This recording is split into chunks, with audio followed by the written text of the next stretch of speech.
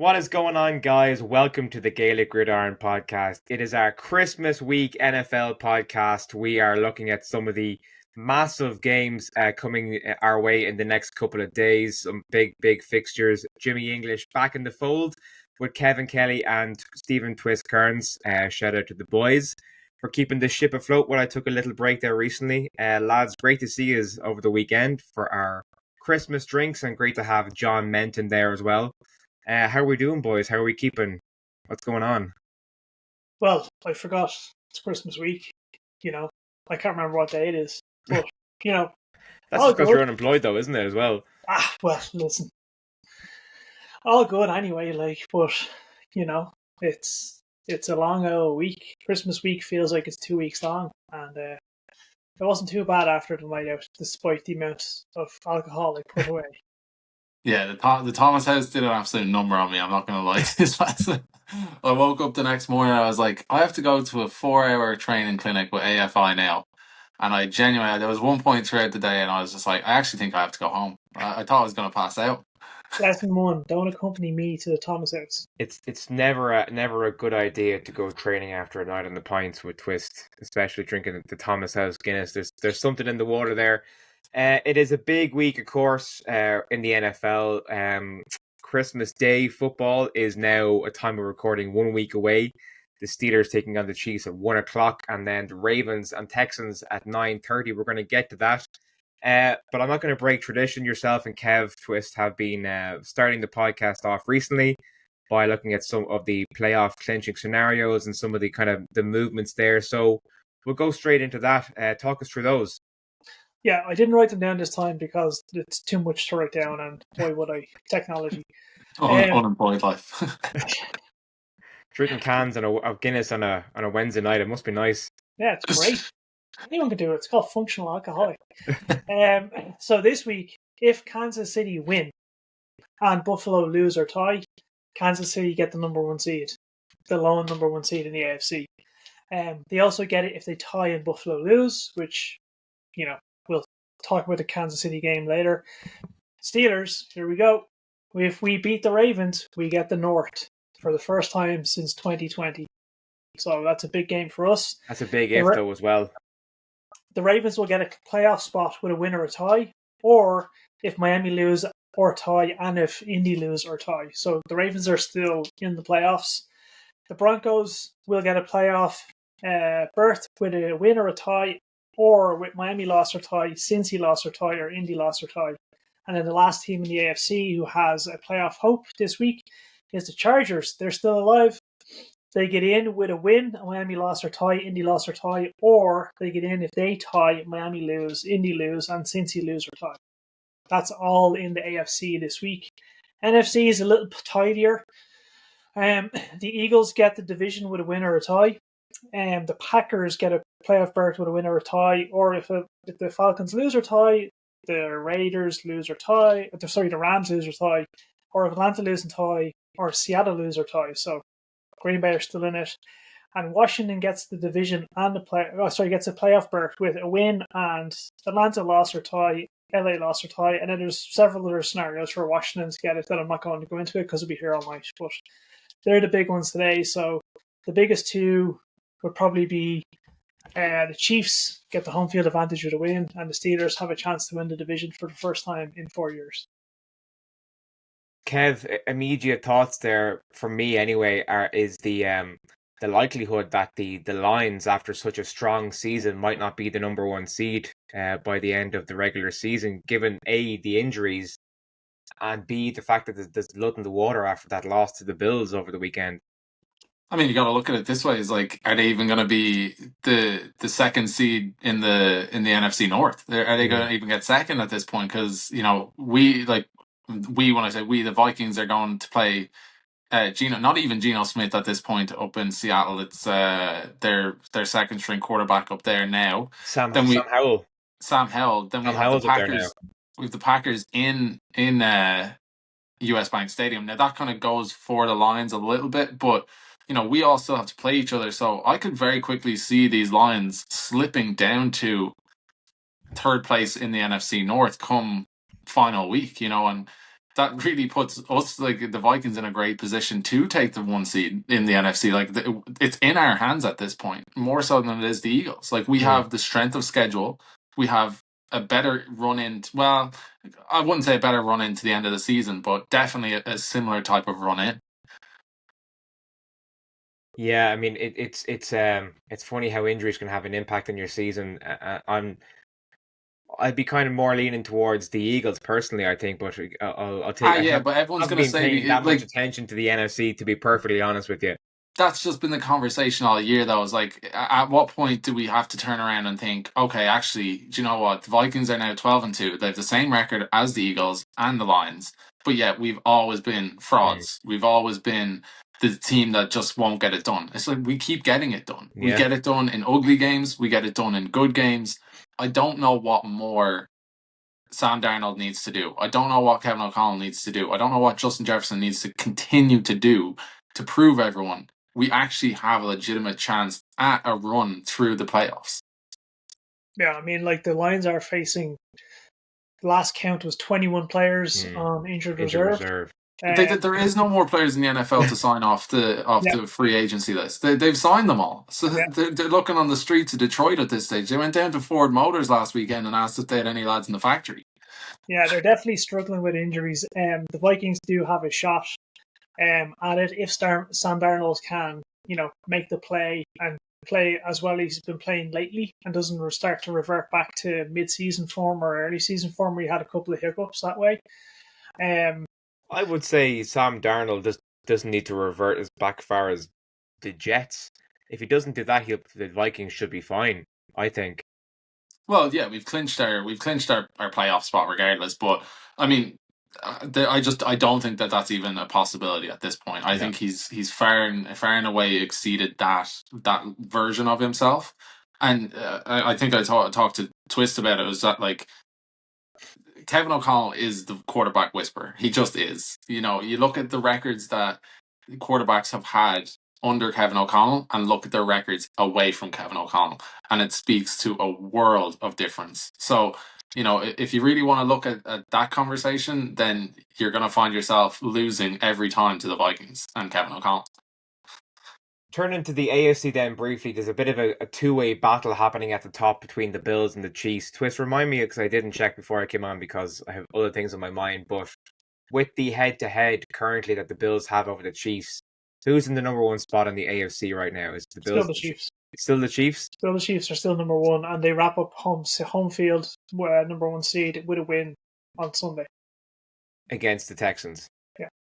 So if they win this week, that's it. Like, then if the battle is then in the remaining AFC is for 2, 3, 4, 5, 6, 7.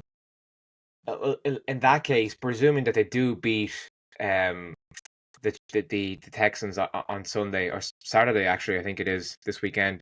They're playing in the late window on Saturday. Let's presuming that they are going to win that one because the Texans have been so this year. Really, at that stage, does Andy Reid make the decision to bench Patrick Mahomes and avoid any further injury because he did suffer quite a bad injury last weekend? Or do you? What do you reckon? Benched. He's benched. There's no chance. He's wrapped in bubble wrap until the playoffs. Absolutely, because the Texans are going to sell this weekend and they're not going to play anybody because they've already clinched. There's nothing else they need to do between now and playoffs. They are on, like, they're not going to get the 1 seed clearly. Yeah. Like, why would you? If you're down there in the Texans locker room as a head coach, as an offensive coach, defensive coach, why would you be like, yeah, let's continue to pound these guys into the ground? No, you put in your second string, third string guys who need the reps, and that could be the biggest Hail Mary for the Chiefs all year is that the Texans got the clinch as early as they did. But do we even see then Patrick Mahomes this weekend if that's the case, or is it going to be Carson? He's not even going to suit up. Pat Mahomes will play this weekend. He can't risk. Get out. They can't risk not clinching the number one seed this Sunday and then have him taking the time off. As for the Texans, I don't see them benching everyone and just I don't think they're going to bench CJ Stroud. I don't think. No, why would you risk it? What do they have to play for? Because right now, if the playoffs happened today, they're facing the Ravens. Nobody wants to face the Ravens. But sure, but their Not even Steelers fans their want to seed face the isn't going to Ravens. change. Like they're not going to change. I know, but keep playing, stacking wins, hope the Ravens lose, and avoid them. Keep your guy. We had this. Me and you had this conversation a couple of weeks ago. I'm against benching players because players get rusty, they have time off, they lose chemistry, and then when it gets to the one and done situation in the playoffs, all that chemistry they built up, going in red hot into the playoffs, you get the week one bye, you lose all that momentum. I'm against benching players. I don't think Pat Mahomes will be benched. He's going to play this weekend. His I think injury it'd be isn't as crazy bad to as play it's him, made given out. the fact that he almost broke his ankle last weekend. Wasn't it? It's a high ankle sprain. He's already had full practice. If he was, it's the same as TJ. Like TJ Watt has Yeah, to thank start. God. His Thank is God a that's only lower. I thank think God. his is a low ankle sprain as well. Yeah. So like, but even like I think JJ Watt was on the Pat McAfee show today talking about it. Said that he's been up and walking around, and there's definitely good signs, and there's a chance that he's going to play this weekend. So We need him. you know that's I think the severity of it and kind of the toughness of the player really depends on if they're going to play or not. And we all have seen Patrick Mahomes play on a high ankle sprain in the past. Yeah, so he's definitely good. If he, as I said, I'm going to keep going back to it. They have the chance to get the 1 seed. He's not going to sit that out because then the 1 seed chance rolls over to next week, and his chances then drop down because the Bills are right behind them. You don't want to give up that 1 seed to the Bills. So looking ahead then to Saturday's games, we have the Steelers and Ravens in effectively a decisive matchup for the AFC North crown, and then followed by that we have the Chiefs and Texans, and those teams are going to swap and actually play again on Christmas Day, 4 days down the line. Twist, Twist, I'll go to you first because from the Steelers' angle, this is an absolutely massive game, and despite George Pickens' behavior over the kind of diva attitude over the season, his absence was greatly felt against the Eagles because we had no deep receiving weapon or any real weapon, and our offense just kind of disappeared without him. So this is a huge game for the Steelers this weekend. It's huge for the Steelers, period. You go from the Eagles to the Ravens to the Chiefs in 10 days. That's massive ask for any team, and even a Super Bowl contender. That's a massive ask for it to go through a run like that. Offense, regardless if Pickens is on the field, I still think it was the same. It was dead. It was basically dog shit. It didn't show up. Yeah. The defense struggled for a bit. You contained Saquon Barkley for a bit, then he dropped off. Our biggest issue stopping the pass. Eagles, I mean, AJ Brown and Devontae Freeman had Devontae. Smith. Devontae Smith. Thank you. Our biggest issue was our secondary depth was depleted. Our safety depth was depleted, so we couldn't stop the pass. They didn't need Saquon. They just kept throwing all over us. That was the biggest issue. If we can get our guys back on the field, I haven't checked the injury reports today for the Steelers, but if we can get our secondary back to vaguely healthy levels, we have a chance. Dante Jackson was a massive loss because James Pierre is just not up to the task at all with regards to playing against the likes of AJ Brown or any of those. Now, Joey Porter had a great game. Even Demonte Casey, when he came in relief, he was okay. I'm going to be mad controversial. If Pickens is still out with his hamstring, if Elliott is still out with, I think it's his ankle or his knee, and Pierre has to start, TJ Watt sit out this game. Go to the next game. Yeah, get healthy. You can still win the North regardless the following week, but my question for you lads is as going into a stretch now where you're playing 3 games in 11 days, this could be a make or break for you, 100%. Season long. In terms of what you're saying there, Twist, is if you decide to play these guys who are questionable and who are week to week, you're kind of wondering how he is going to get through this 11-day period and come out the other side feeling good about the playoffs, because I don't know if I'd feel great if I was in that position. To be honest with you, if we do beat if we do beat the Ravens somehow on Saturday evening, and the Chiefs beat the Texans, so this Christmas Day game that's been hyped up so much is not going to be great at all, I don't think, because Patrick Mahomes will be in street clothes. TJ Watt he might be on the sideline, but he won't be playing. It'll be keep everyone healthy for the playoffs, and it's going to be a terrible game between whoever our backup, or Justin Fields or Kyle Allen. and Carson Wentz. Like it's the battle of the backups kind of thing on Christmas Day. Yeah, we'll see how it plays out. I mean, like, we still have, even after the Chiefs and the Ravens, we still have to play the Bengals one more time. Yeah. And like Joe Burrow and co, they're not going down quietly. They're going to go in and play spoiler to try and cause damage to the Steelers. Like, Yeah, so but at that stage, if we do unless have we the win the AFC North division, locked up at that stage, it doesn't really matter though, does it? no, unless we win the division, it doesn't matter. If we win the division, it doesn't matter because our seed is locked in. But if we don't win the division and then it has to go to the Bengals, they're going to play spoiler. Of course, Yeah. why would you like? I mean, even if the game didn't really have much on the line, like they're still going to want to beat you. It's like they're going to that's want just to, regardless what it is. So, like, we kind of have to wrap the Ravens up this Sunday, Saturday, sorry, and like go from there. I don't care if Christmas Day is a backup game. You're like, whatever. And if we're going to beat the Ravens, we have to play 1,000 times better than we did against the Eagles. Yeah. But anyway, yeah, but there's a lot of history in that game as well. Like you have to like. I know you talk about this and that, but it's like when the 49ers go to play the Vikings, like the 49ers haven't won in Minnesota, like in Minneapolis, in like over 25 years. So we haven't won in Philadelphia since the 70s, I think it was. 1965. Like so, like the history of that is like even alone, if the Steelers are the better team, which I still think they could be, I think I'm not still sold on the Eagles fully, but I do think that like he's did a good job of putting down Saquon over the weekend. Like he's did. Let's be honest, it was probably his worst rushing of the year. So it only for you didn't have that deep safety and you didn't have that deep coverage. I think it would have been a much tighter game, and honestly, Russell he kind of looked a bit lost out there. Yeah. Anyway, enough of the Steelers. There are other games out there. On the flip side, I was just coming to that twist. Thank you for moving us along there. Kevin, you're keen to get your thoughts on the NFC because the only real decent game on Sunday, from what I can see, is the Eagles and Commanders in an NFC East divisional battle. Commanders need a win. Commanders need an upset big time. Barely bet the Saints last weekend. Leaded a last second failed 2-point conversion attempt from Spencer Rattler to sneak out with a win.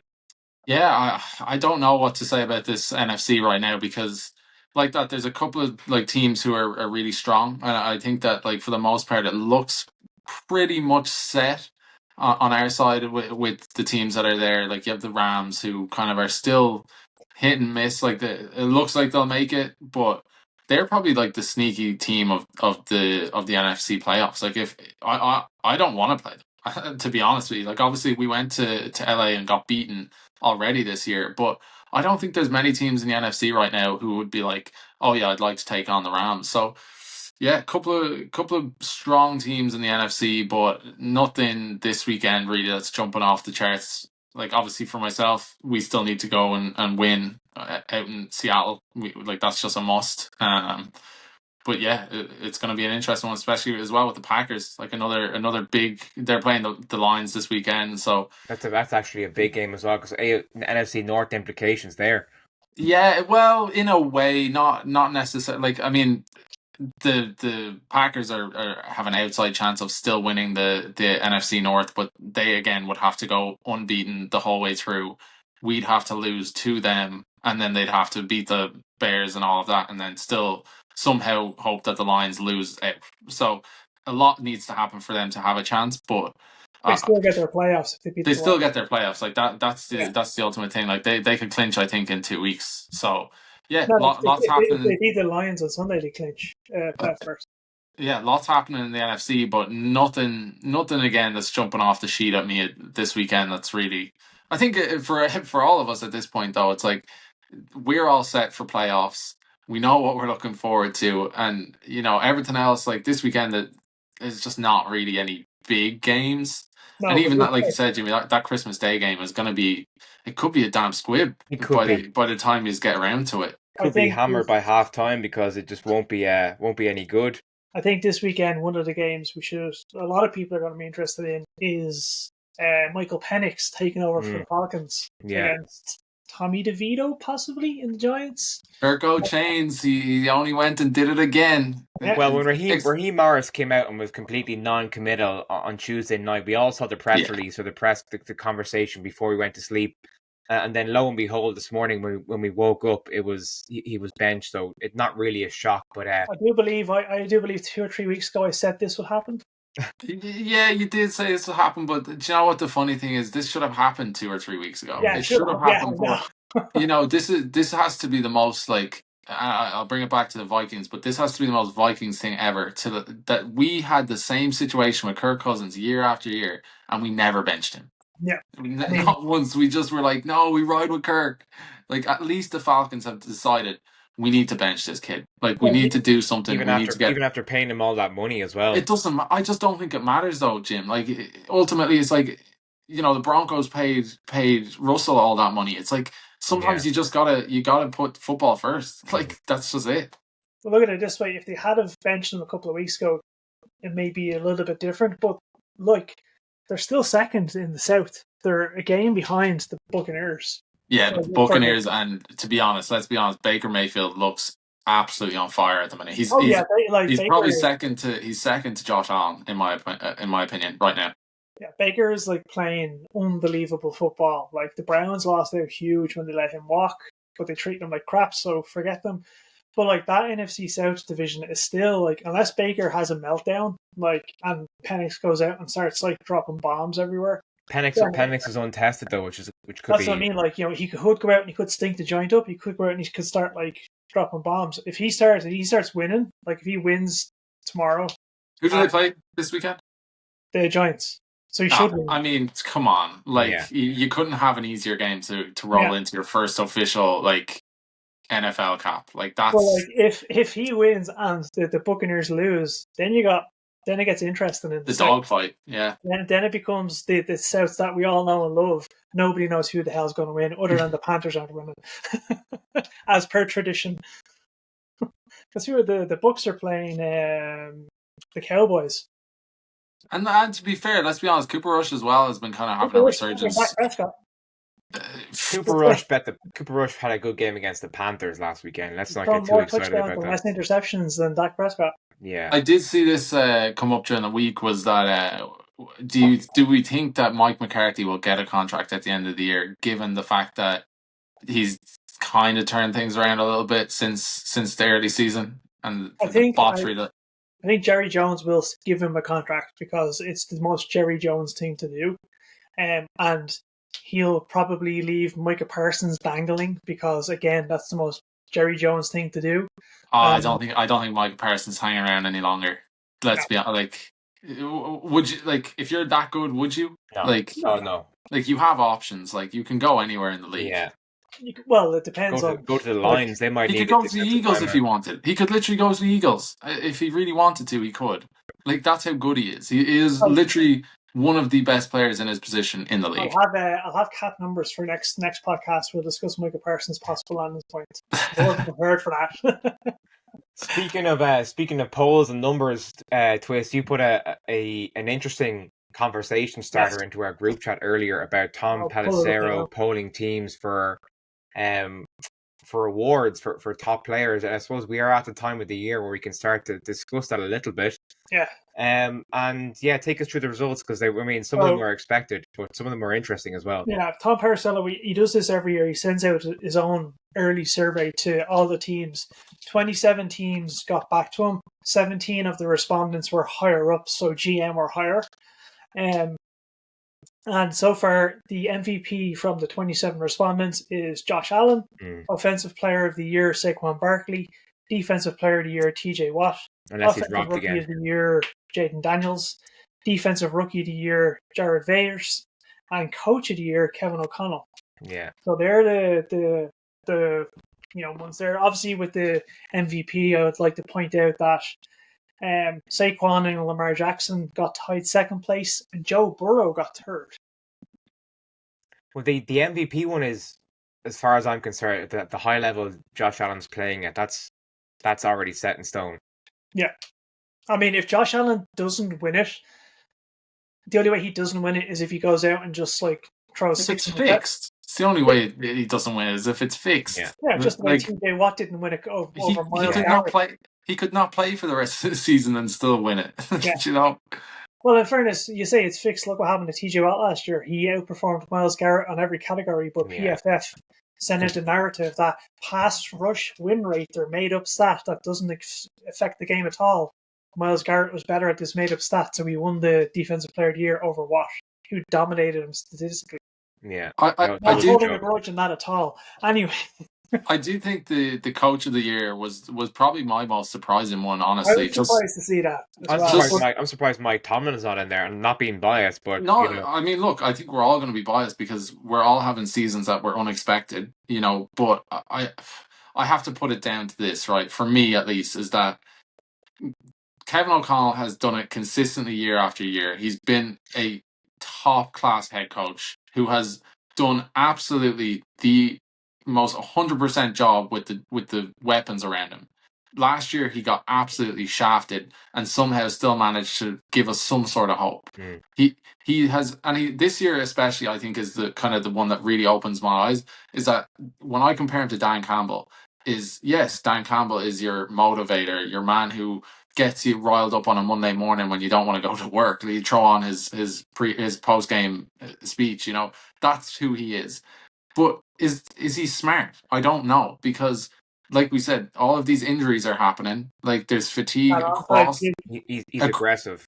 He is aggressive, and across their team, I just think that they're so 110% all of the time that it's unsustainable. And I forgot about David Montgomery actually as well with the knee injuries. He's done for season. Yeah. This plays into what I see as a head coach, is like, you have to manage all of that. And then look, I mean, the ACLs, the Aiden Hutchinsons, like, you can't account for that. They're just the freaks of football, and that's just what happens. But to have that many injuries, something has to be the talking factor within the organization there. Yeah, I mean, like, you're right on all the points there. I mean, is it the level he gets him to play at a factor of, like, building up those injuries, or is it just football? Some people say it's because he's asking 110% for every single down. Some people say that's just football, baby. You know, you're never really going to know. But I think Kevin O'Connell, from an outsider looking in at the Vikings, where you're what, 12-2? Yeah, 12-2 at the moment with Sam Darnold. A lot of people are looking at it going, but they've got from Kirk Cousins, who was, you know, a potential playoff, like, NFC champion, possible Super Bowl champion, with the right players around him in Minnesota. And then you entered the unknown going in. You had JJ McCarthy's a rookie who unfortunately went down with his MCL, or meniscus, for the season. You give the reins to Sam Darnold. Everyone just knows Sam Darnold as Sam Darnold from the Jets, because that was the most recent position. And now you're looking, he's 12-2. It's like, oh yeah, he's got Jordan Addison. Yeah, he's got Jets. Yeah, he's got TJ Hawkinson. Like, it doesn't matter who he has. He has to have a good game plan, a good offensive line, and a good coach to get him to 12-2. So I think that's, outside looking in, that's what has Kevin O'Connell in the running for that. Mike Tomlin doesn't get it, because I don't know why, he just doesn't get it. I was gonna bring this up though, Twist. Like, and Jimmy, you've said it as well. It's like, obviously you're more biased than I am too with Kevin O'Connell, but my view of the Tomlin thing is that Tomlin is doing what Tomlin has done. Yeah. Year after year, and he has never got the respect. He's Tomlin's never not doing anything different than what he always does. And you heard Russell Wilson singing his praises, but through you know, the account of what the broadcasters were saying on Sunday against the Eagles. And Tomlin, that's just him. He's a player's coach. He just does what he does and gets zero recognition for it, basically. And he's done it for what? How many years straight at this point? It's like, I think that's why, though. It's like he's not making that splash. And even this year, where they're having a big year, bigger, when I say big year, bigger than you have had in the past number of years. Going in with no quarterbacks. Well, let's see if we win a playoff game first. Yeah, but look, I mean, either way, this isn't just above 500. This is going to be far and above, better than 500. And I think just the way that he has dealt with this season, and Now, I think this Pickens situation is going to be a little more serious than they are letting on. Yeah. So, like, that's one thing. I hope that he's not just holding out. Hope that it's not as bad as it is. But hamstring injuries, they don't go away. They don't just go away overnight. So this could be a 4-week, 5-week thing. So you may not see Pickens, if at all, by the end of the season. Yeah, definitely hamstring is hard for a wide receiver to get back from. I mean, you look at Jefferson last year, right? Like, Jefferson went down with the hamstring and he was out for like 7 weeks, I think it was. It's not a great time of year to be suffering from a No, hamstring it's not. injury. But I mean, like, you look at like the awards in question that Tom Paracello sent around. I mean, no surprise, Saquon, offensive player of the year. I mean, he has literally set records with the Eagles. The Giants are going to be kicking themselves for the next decade for letting him walk away over Daniel Jones. Offensive rookie of the year, Jaden Daniels. I mean, I get it because he's a quarterback, but I still think like Bo Nix or Brock Bowers should also have been in the conversation. It's always been biased towards offensive players and it's always biased towards quarterbacks specifically. Yeah, but like I've sung the praises of Brock Bowers for like weeks now. He is a Raiders typical proto tight end. He's a Steelers old school tight end. Like, he's that old school tight end. He should be been in the conversation. And like defensive player of the year, I think Trey Hendrickson from the Bengals should have been in the conversation more than TJ Watt. TJ Watt, like, this is me not being biased. He's got more sacks than Watt. Yes, Watt has more forced fumbles and he makes more splash plays. But going on stats, like, TJ Watt is having an off year for TJ Watt. So I don't know how the actual awards will play out. I mean, I'd love him to be a 2-time defensive player of the year, but like, he's really going to have to step up. There was a period of time where I forgot he was on the team this season. But again, I don't think it's a case of stepping up though, Twist. I think it's just he's players are onto him now, so he's getting double teamed. Yeah, so he has to step up. Yeah. He's getting chipped. That's fine. Like, figure it out. Like, if you're getting but it's not figure it out. Says the complete amateur over here. Like, what I'm saying, if you're getting chipped, Highsmith and Herbig should be picking up the slack. They're not. They're getting ones and ones not. Against the Eagles, I messaged you against Lane. He was getting one-on-ones 90% of the snaps, and he couldn't beat Lane. He still had a good game though against the Eagles statistically. Yeah, but like one-on-ones with like a Pro Bowl guard, you should be getting more than that. Like, But I'm just being critical of TJ Watt because I can't be like 100% behind him all the time. You got to be a little bit of biased just to be, I don't know, journalist about it. Journalist. That's what we are, a bunch of journalists. Bunch of journalists. Any final thoughts, lads, or any coming into a big slate of games? We think we've kind of covered it all there, haven't we? Just have to sit down and enjoy the football now. I think it's just like, it's one of those things where we're coming towards, like, we're already at week 16 now, and it's like, it's week 16. There's three more games of the regular season, and then another 6-7 months before we get to see it again. Yeah. So make the most of the Christmas period. There's a lot of football on. Sit down, enjoy it. Exactly. Have your beers as you can. Have red zone on one, and if you tell the mother that you're having dinner at 4:00, that the game starts at 6. Well, if Jimmy's cooking dinner this year, dinner will be at 4:00 sharp to allow enough time for Do you hear that, ma'am? what could be an absolute dud of a game on Christmas Day. I don't care if the dud of a game. The Steelers are playing on Christmas. I'm watching it. Absolutely, I'm still gonna watch it. Yeah. 100%. Like, nobody's playing. I don't care. Be quiet. Guinness. Leftover ham sandwiches by that point. Let's go. Ham sandwiches, no. Yeah, man. Ham sandwiches, brown sauce. Dessert. Right, lads. Well, look, always good to catch up. Enjoy the football, and we shall talk again at some point over the Christmas.